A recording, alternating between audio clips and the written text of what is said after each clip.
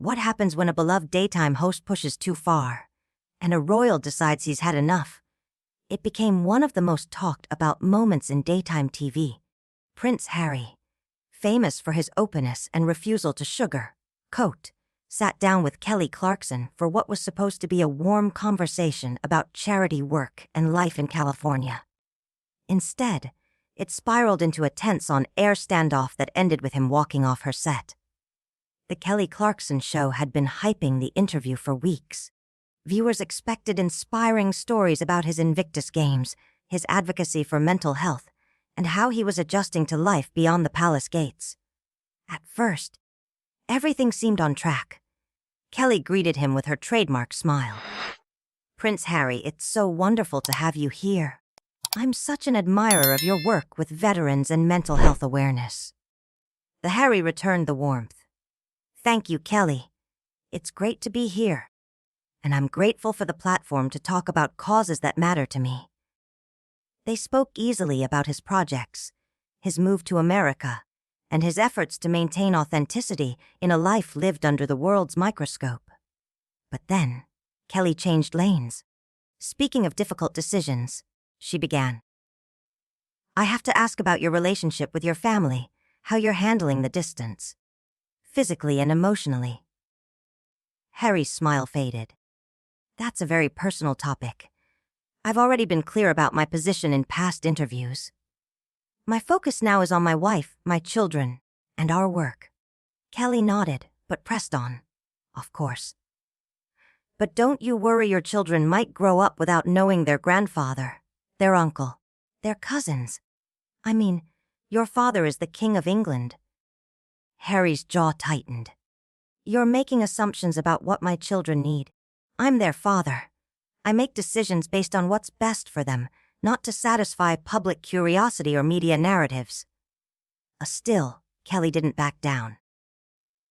"I'm just asking as someone who values family connections. Don't you miss that sense of belonging? That connection to your roots?" The air between them grew heavy. Harry leaned forward, voice firm. "Kelly, I think you're crossing a line. I came here to talk about my charitable work, not to be psychoanalyzed about my family." Kelly, undeterred. "We all have complicated relationships, but your family dynamics affect an entire nation, an entire commonwealth." Harry's tone sharpened. "You're talking about my family as if it's a TV drama for public entertainment. These are real people, real relationships, real pain." Kelly softened slightly. "I know, and I'm sorry if I've offended you. I just believe in forgiveness, in bridging gaps instead of widening them." But by then, the damage was done, and the tension was undeniable. Harry rose abruptly, the scrape of his chair cutting through the silent studio. "Forgiveness. Are you suggesting I should forgive people who refused to protect my wife and children, who stood by while harm was done?" The audience froze, breaths caught. Kelly's eyes widened at the sudden shift. "I didn't mean." "No, you were what?" "Fishing for a sound bite, hoping I'd crack for your ratings. I've set my boundaries, Kelly, and you've ignored every one of them." She tried to steady the moment.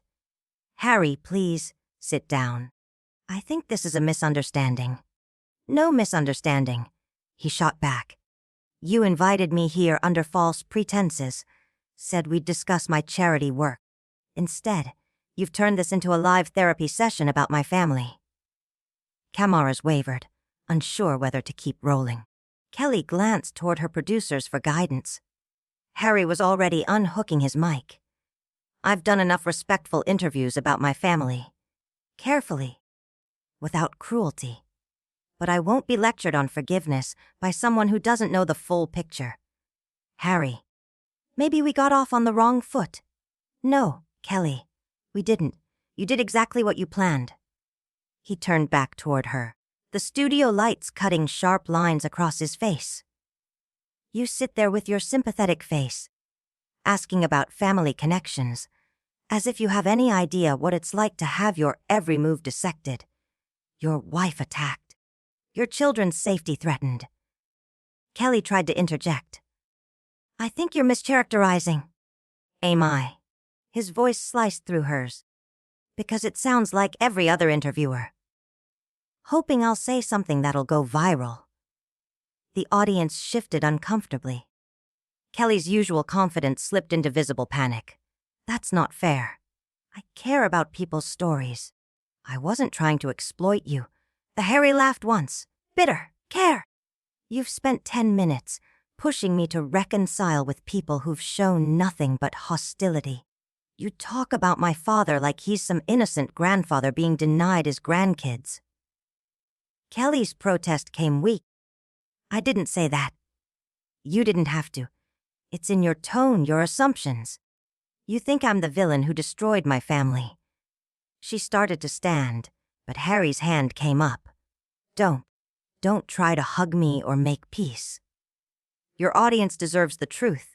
Harry, let's take a break. A break. So you can reset and pretend this didn't happen. Talk about my charity while planning your next hit. His voice rose. Do you have any idea what it's like to love someone and watch them be torn apart by the people who were supposed to protect them? He didn't wait for an answer. I'm talking about my wife, subjected to racist attacks, blamed for everything from my family's problems to the weather. And you want to talk to me about forgiveness? Kelly's reply was a whisper. I never said anything about your wife. You didn't have to. It's all connected. My leaving, the strained relationships, the media's treatment of her. You can't separate them. He began pacing, the energy pouring out of him. And the most frustrating part, everyone acts like I made these choices on a whim. Like I didn't fight. Fight for my mother's memory, for my brother's respect, for my father's approval. And what did I get? Silence when I needed support. Criticism when I needed understanding. Abandonment when I needed protection. Kelly's voice wavered. I didn't realize you felt so strongly. I thought maybe by now you'd found some peace. The Harry's laugh was low and hollow. There's no peace in being estranged from your family, Kelly. Only the knowledge that you had to walk away because staying would have destroyed you. There's no peace, Harry said, voice low but cutting, in having to choose between your wife and children and the institution you were born into. There's no peace in being cast as the villain for protecting the people you love. Kelly leaned forward slightly. Then why not try to rebuild those relationships? Why not extend an olive branch? Harry's jaw tightened. Olive branches require two people, Kelly. They require accountability, remorse, change. I've extended plenty over the years. Every single one has been burned. Kelly searched for common ground. But surely there's part of you that misses what you had, part of you that wants to find a way back. His voice cracked just slightly. Of course there is. Of course I miss my family. I wish things were different. But wanting something and being able to have it are two very different things.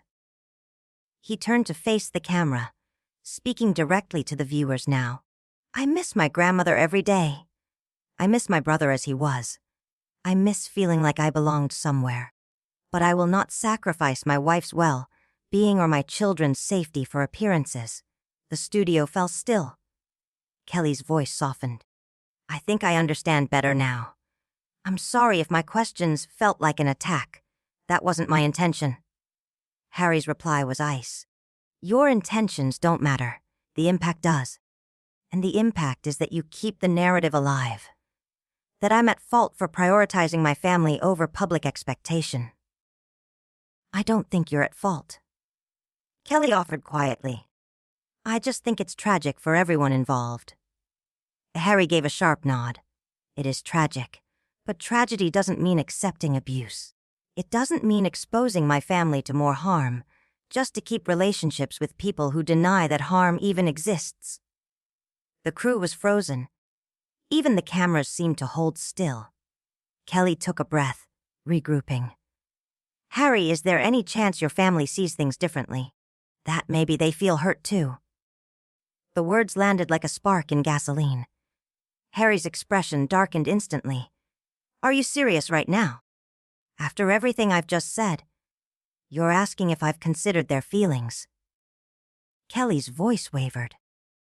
I'm trying to understand all perspectives. No. You're trying to make me the villain again.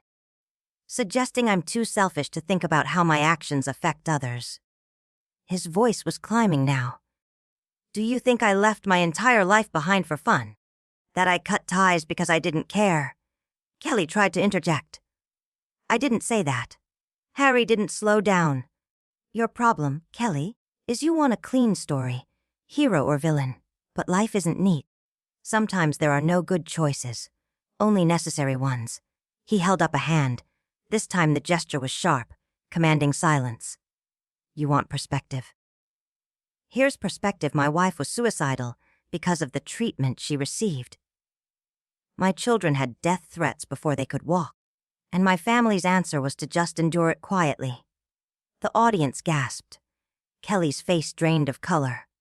Harry, I had no idea it was that serious. I'm so sorry. Harry's reply was final. Sorry doesn't change anything.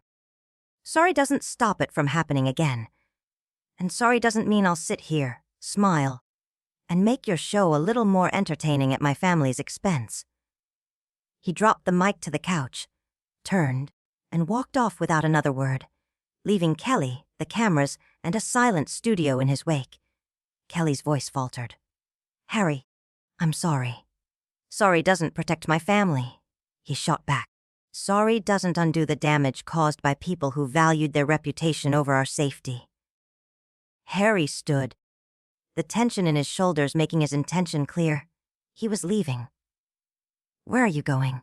Kelly asked, her voice tinged with panic. I told you this interview was over 10 minutes ago, he said. But you kept pressing. Kept trying to get something out of me that would make you look good. Something that would make this all seem fixable. It's not. Please don't go, Kelly urged. I think we're finally getting somewhere important. Important? Harry's expression iced over. You mean getting me to break down for your audience? To give you a viral clip? That's not fair, she said quickly. I care about your well-being. If you cared, you'd have respected my boundaries instead of stomping all over them. Kelly rose to meet him, desperation flickering in her eyes. I'd pushed too hard, yes, but this conversation could help people understand your situation. Harry's laugh was short, bitter. You think turning my family's trauma into TV content helps anyone? You think that's some public service. It's honesty, she insisted. It's brave. His gaze lingered on her, first in disbelief, then anger, then something closer to contempt. Brave. You ambushed me with questions I said I wouldn't answer. You pushed me into revealing private details. You ignored every sign I was uncomfortable. And you call that brave? I call it journalism, Kelly said. No, Kelly, you call it ratings, content, whatever you need to sleep at night. But don't dress it up as some noble pursuit of truth. He yanked off his lapel mic, dropping it onto the chair with a sharp thud. You know what's sad? I actually respected you before today. I thought you were different from the rest. I was wrong. Harry, please. We can take a break. Talk off camera. Fix this. He shook his head. There's nothing to fix. You wanted drama, emotion, a moment that would go viral. Congratulations. You got it. The studio was dead silent. But here's what you didn't get, Harry continued. You didn't get my respect. You didn't get my trust. And you sure as hell didn't get the truth, because the truth is something you give to people who deserve it. I do deserve it, Kelly murmured. No, you don't. Not after today.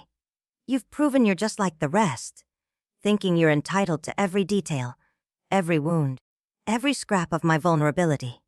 He started for the exit. Harry, wait, Kelly called. Can we please just finish this conversation? He stopped at the edge of the set, turning back one last time. This conversation was over the moment you ignored my boundaries. The moment you decided your show mattered more than my family's privacy. The moment you decided entertainment was worth more than human decency. I never said that, Kelly whispered. You didn't have to say it. You showed it. And then he was gone, his footsteps echoing into the backstage darkness. Kelly stood frozen in the glare of the studio lights, the audience stunned into silence. "We'll be right back," she finally said, her voice barely above a whisper. The fallout from that interview would rage for weeks, raising questions about journalistic ethics, celebrity privacy, and the responsibility of talk show hosts toward their guests.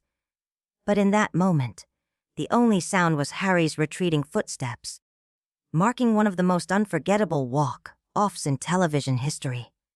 What did you think of this explosive confrontation?